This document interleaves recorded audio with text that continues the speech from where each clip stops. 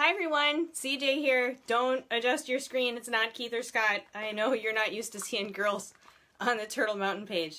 See, I tried to do this about 15 minutes ago and it had a lot of static. So shoot me a comment and let me know that you can hear me well before I talk for 15 minutes and it's all static. So I'm hoping that this one is better and that I worked out my technical problems. But hello. Hello, and so I'm assuming that you can hear me, and this is Bella. Of course, I can keep her here by feeding her almonds. I'll keep her here for a little bit.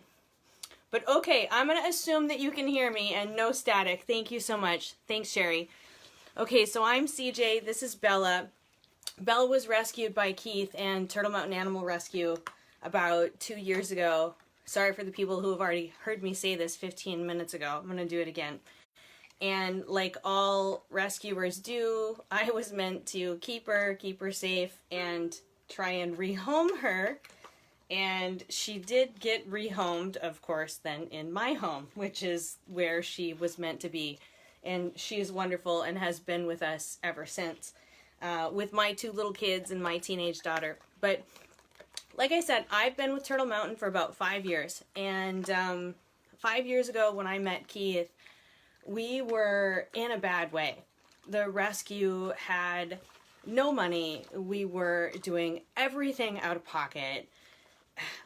We had very few volunteers. I had no idea that we were going to survive over a year or 18 months or 2 years. I can't believe how far we've come, how much Keith has done, how many volunteers we have now. And Scott is incredible, and you all watching are incredible. And like I said, you know, years ago when I met Keith, I was writing slutty romance novels. And I knew I had some skills as a writer, and I thought, you know what? I'm going to tell our story. I don't know what's going to happen. I don't know if it's going to sell. I don't know if it's not going to sell. I don't care. I've got to do something. I don't know what to do in order to keep us alive. And writing Rescue Matters was my Hail Mary. And, you know, I feel good about any small part I've played in helping us keep going by writing the book. And so today, I felt like you know, reading to you from the book. The team gave me some suggestions. Read about the first day when you met Keith.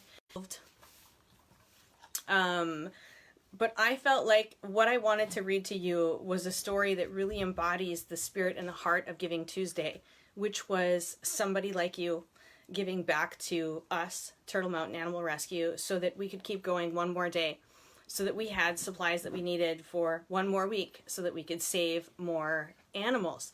And it feels so serendipitous that the right people have come into our lives at the right time for the right reason. And chapter 23, Eric and Rowdy's story, really was that. And this was the chapter that I don't want to read it to you. I bawled my eyes out like a little baby writing it over and over again. And I heard that Keith bawled his eyes out like a little baby today because of his little thumb. So I figured if he can do that, I can probably suck it up. And this is the chapter that I want to read to you. But also, I've been with the rescue for a while. I've been with Keith for a while. And I know all the dirt. So if you want to write down your questions about anything else that has happened, because it's Cinco de Mayo and happy hour, I would be happy to answer them for you in a very honest way. And because I've had now, you know, 1.5 other glasses of wine from some technical difficulties, this is take number 2. So put your questions down. I've got my daughter here. She's going to make sure that I don't miss anything. But let me do what I was supposed to do here today, which was read to you from Rescue Matters, chapter 23, Eric and Rowdy. They say bad things happen to bad people. And if that's true, I'm convinced that Keith was a serial killer in a previous life. Let me just stop there. Little ad lib here. his thumb, the black cloud that hangs over his head every day.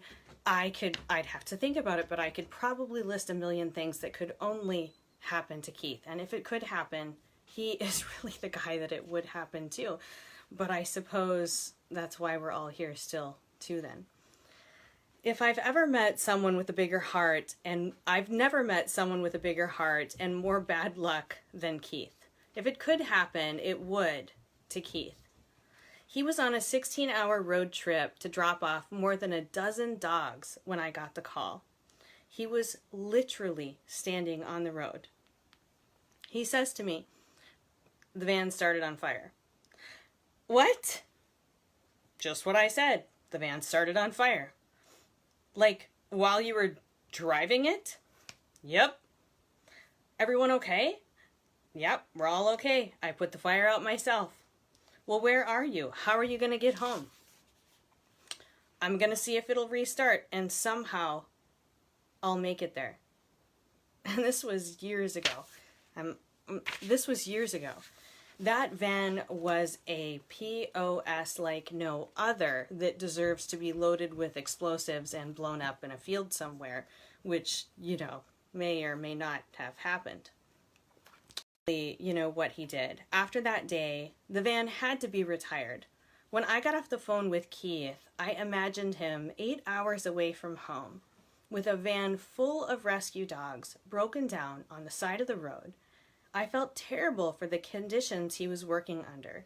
He was working 60 to 90 hours a week and never seemed to have the proper equipment for the job. I had that all too eerie feeling that he was being pushed to his breaking point again. It was a miracle he made it back from even one of those trips in that old jalopy van. But the day it started on fire was the day us girls went to work on a new mission.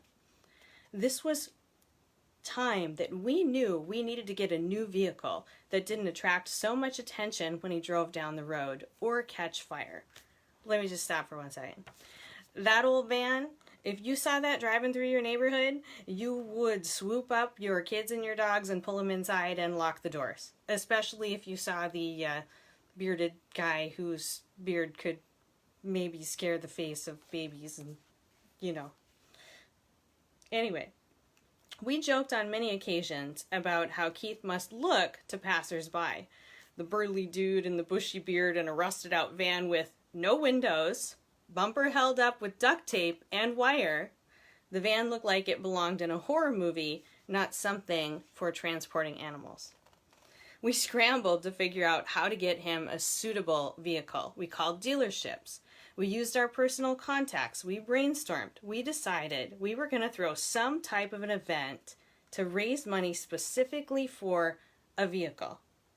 In the meantime, I was going to throw up a post asking for a vehicle that could be donated. Just in case someone had one lying around. And then the most auspicious thing happened. Literally from heaven. Eric and Rowdy heard our pleas and answered our call.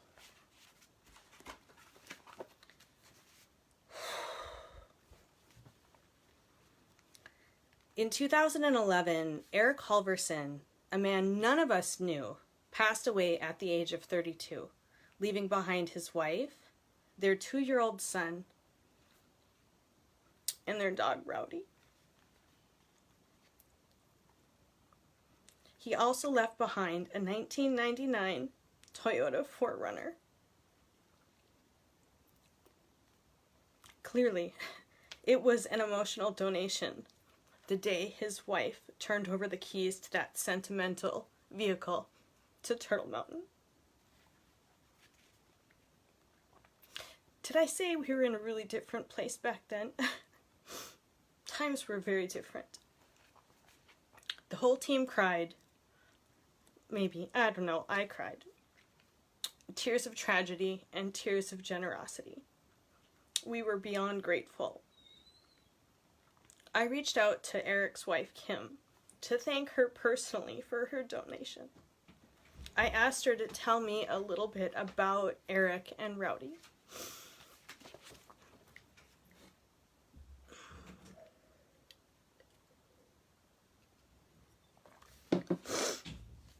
I knew I should have picked a different chapter.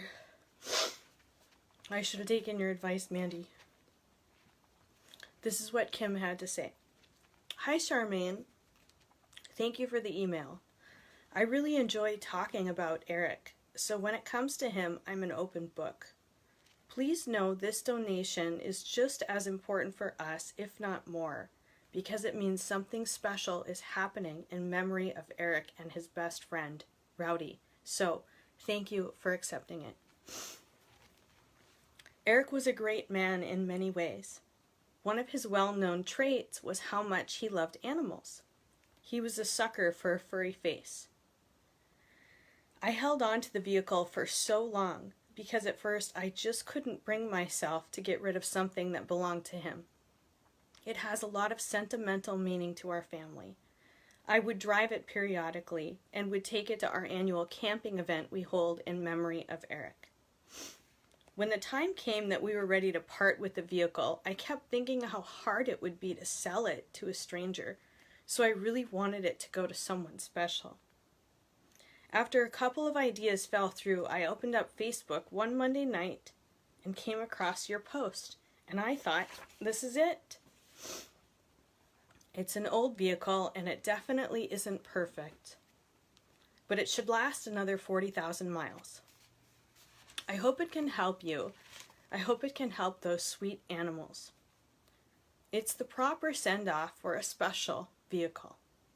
I didn't mention this to Keith, but on March 17th had been our wedding day, our wedding anniversary, and March 20th was Rowdy's birthday. So the fact that we could donate it right between those two dates cemented the idea in my heart that it was meant to be. Plus, after meeting Keith and the other volunteers, I knew we'd made a good decision. Thank you so much for what you've done for those animals. You definitely have our support. A picture of Eric from the obituary section of the newspaper is in the glove box of the 4Runner, where it will stay forever.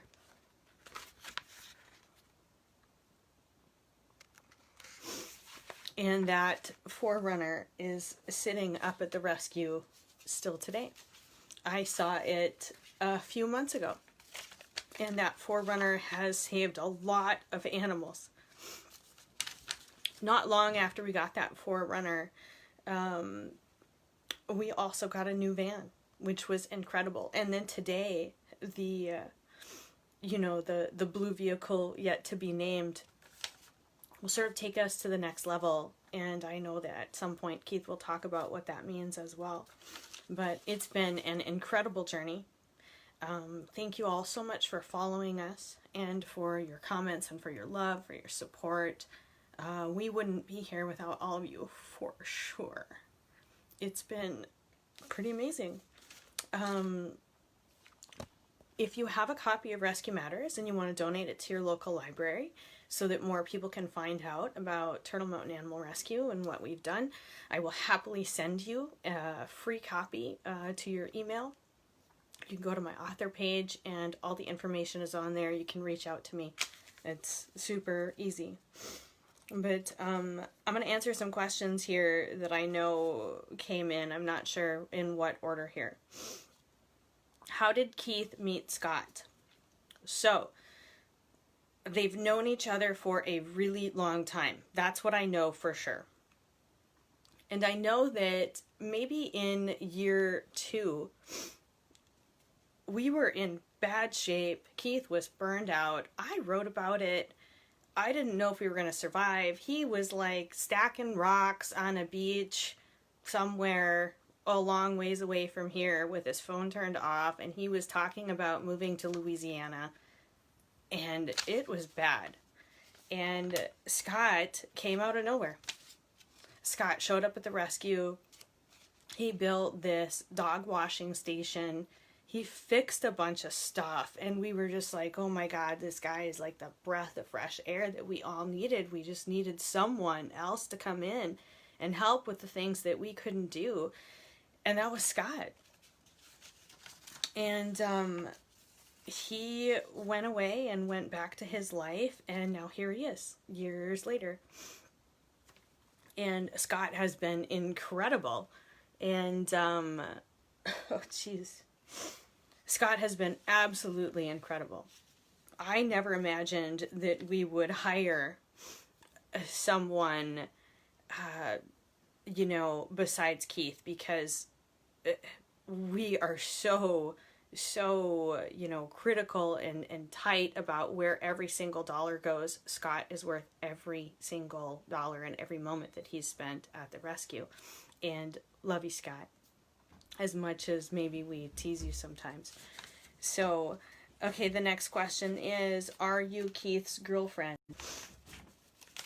Nope, I'm not Keith's girlfriend. I'm not Keith's wife. Keith and I would never in a million years get along well enough to live together. He and I have had our beef together. We certainly have. But I suppose that's what makes us good friends. And I do love Keith in that way. And there are very few men in my life that I would ever spend my time with. And Keith and Scott are definitely two of them among the other two in my life. You and Keith need to be a couple. Interesting enough, I have married the absolute love of my life and written about it. And that accidental book is sort of what launched my career as an author. As much as I love Keith, I love my husband in a different way so much more, and I really do have a fairy tale story in a different way. You can order the book on Amazon. I got a question. You can order the book on Amazon. You can order it on Barnes & Noble, iTunes, wherever books are sold, that's where it is. Have you found an architect to help? I believe we have a list of about 4 or 5 people with the CAD technology. So at this time, I think we're going through it. Can you donate a Kindle copy to a library? I'm not sure. I think you'd have to reach out to the library and see if they would take an electronic copy. If they would, I would be happy to send an electronic copy if you didn't want to send yours. Name of the book is Rescue Matters. This is the old cover. I'm not sure I have a new version, but Rescue Matters, there it is. I'm located in Fargo, North Dakota. In the post above, I wrote that I'm 4 hours from Keith, and I've lived in Fargo my entire life. I had no idea what was going on 4 hours from my doorstep. And when I found out, I had a problem. I could either go to bed and forget about it, or I could go help. And when I met Keith and saw what he is doing and what he was doing at the time in his little tiny 1-bedroom house, I saw him loading up like 50-pound bags of dog food and throwing them into a truck. And something told me, man, that guy, he's probably the real deal, right? And when he and I started chatting, I knew he's the real deal. And I'm gonna see what's going on here and see how I can help. And here we are. What happened to Keith other than his thumb? I outlined a bunch of things that happened to Keith in Rescue Matters. A few of the things that come to my mind are probably not appropriate for this conversation, but man, like I said, if there's such a thing as karma, he must have been a serial killer in his last life, because he has been through a lot. And I wrote about his time as a corrections officer. He's a really interesting, he's an interesting dude, really interesting dude. Dude you can write 350 pages about, for sure. And the next question I have here is the titles of your other books.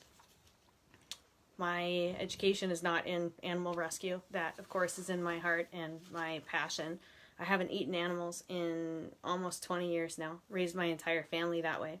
So I've written other books on not eating animals, and I've written other books on other things that, you'll have to be okay with swear words and a little bit of raw material. You can find me on Amazon or anywhere where there's books or authors under CJ English to see what else is out there. And I do have another rescue book coming up. after Rescue Matters came out, I really tried to go back to other things. It just sort of was like I had all these other things going on beforehand. And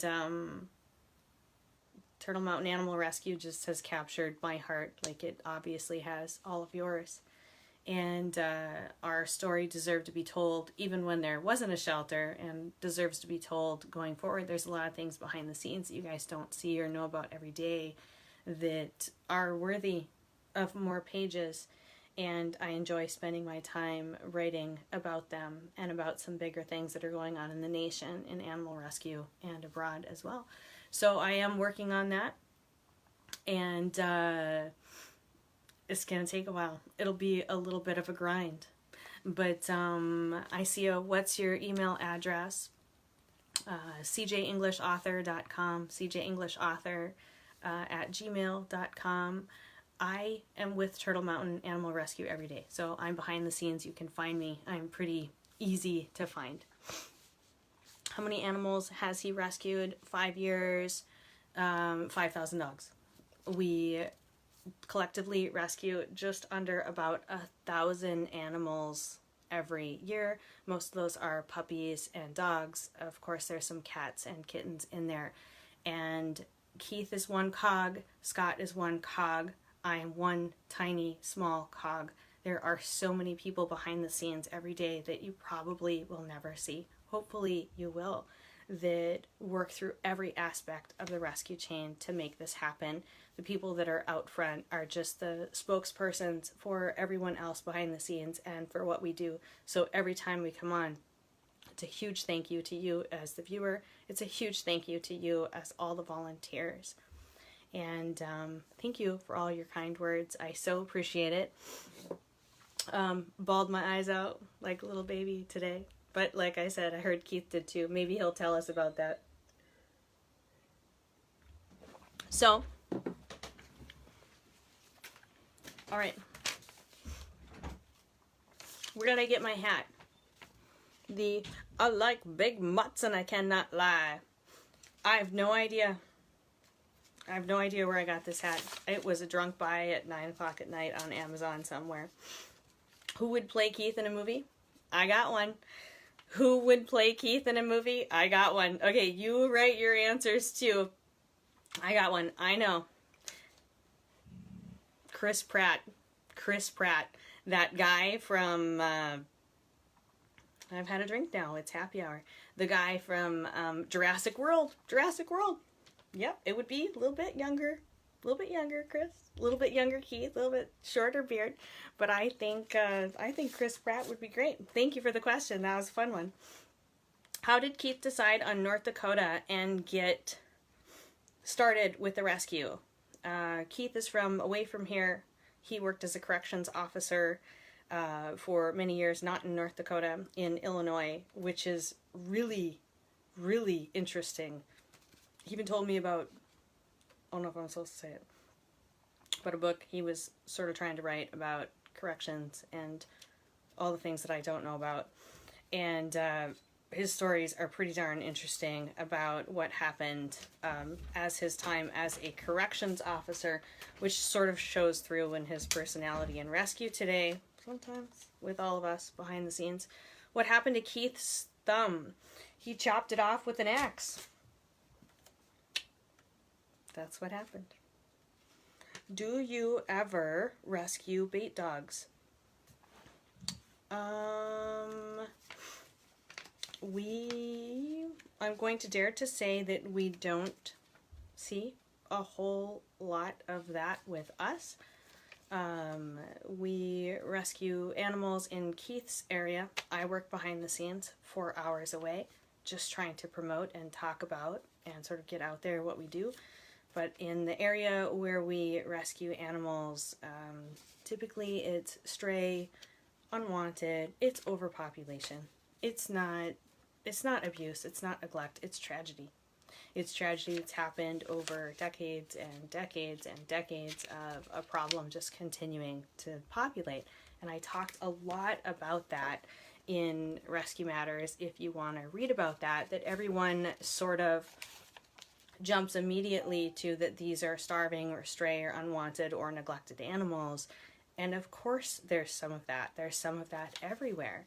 But the animals that we rescue, this is tragedy. Like, this is the unfortunate tragedy of the human condition.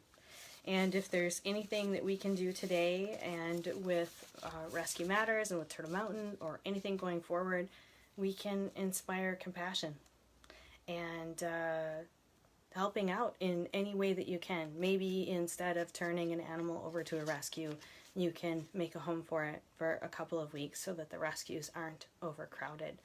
Or maybe if you're a writer writing slutty romance novels, you can use your skills to get the word out about something different. Or if you're an architect and you have a CAD system, whatever way, the volunteers of the rescue, you know, come from all walks of life, and they all have different skills. Do you do out-of-state adoption? I like that question. That question is coming soon. There might be a little surprise announcement about that. Go vegan, save a life. I'm with you all the way. Thank you for writing Rescue Matters. I appreciate it so much. I hear you guys say all the time, I wish I wasn't so far away. I would help. I would come up there. One, you'd be going up to Keith's house, which is his house, which has gotten smaller and smaller and smaller. Scott talked about earlier today, and a garage, which has been turned into, like I said, an accidental, you know, garage animal rescue. And we hear you guys say all the time, you know, wish I was closer, wish I was closer. I would adopt if I was closer. Given the times, out-of-state adoption is a little bit tricky, and I don't know right now. But out-of-state adoption, we've done it in the past, and we plan on doing it in the future. So I don't want to take up too much of this time. As an author, I write too much. I can talk too much. Maybe I can drink too much, a little bit too, since it's happy hour. Thanks for tuning back in with me. Thank you so much for following our rescue. Come back tonight at 8 p.m. We've got Gina Gonzalez. She's in Chicago, or I think Chicago. If that's not right, Gina, I apologize. Who was with the Gary Sinise and Lieutenant Bandan for many years.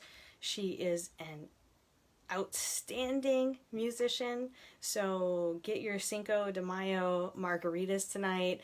This is a no donations event. We are not asking for donations. We wanted to give back to you today some of our favorite stories and some of the things that we do. And Gina wanted to give back to you today as well. And so she's going to do no donations to event tonight. And any of the questions that I didn't get to, I will answer as happy hour goes on. And oh, I've got someone else who wants to say goodbye. Come here, sweetheart. Come here. Come here. Oh, say goodbye. Okay, sit down. Sit down. Sit. That's such a good girl. Oh, you're so good. I know how much you love it. Yes, you do. Well, maybe not, but yeah, we don't make you wear it. Just for 1 minute. Just for one quick picture. Mommy, don't do that to me. Okay. Well, me and Bella say goodbye. Love you all. Thank you so much for following.